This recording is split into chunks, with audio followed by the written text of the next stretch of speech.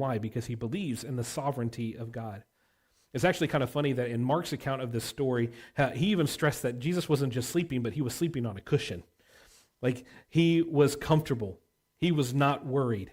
He was just taking a rest. But frantically, the disciples show up to Jesus and they go, hey, we're all going to die.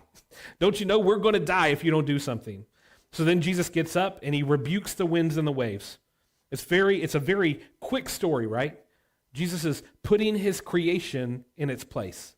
The winds and the waves must obey Jesus because he is the creator of all things, that even the winds and the waves must submit to his authority and power.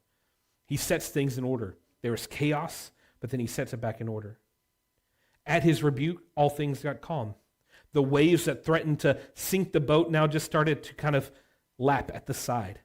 The wind that came down and was causing all these issues became calm. Just a gentle breeze. It's amazing that at the word of Jesus, the winds and the waves obey.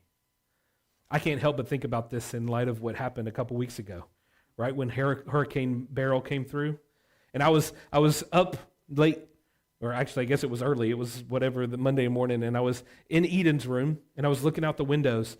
And as I was looking out the windows, I'm seeing the winds make those 2 oak trees in my front yard look like they were headbanging to Metallica. Like it was crazy what was going on. And I just imagined Jesus stepping out on my front porch at one time and saying, hey, winds, stop blowing. And then the instant quiet that comes along with that.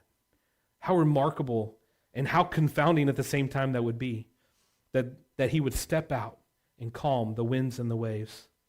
With just one word, everything quiets. Everything is still.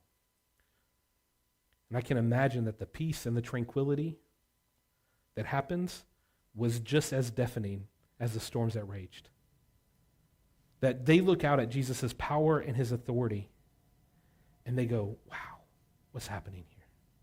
I can just imagine that the disciples are dumbfounded, and they've got that look on their face, that look of surprise and awe, where they're standing there with bug eyes and mouth agape, just looking at what Jesus just did. And one moment we were going to die, and Jesus saved us.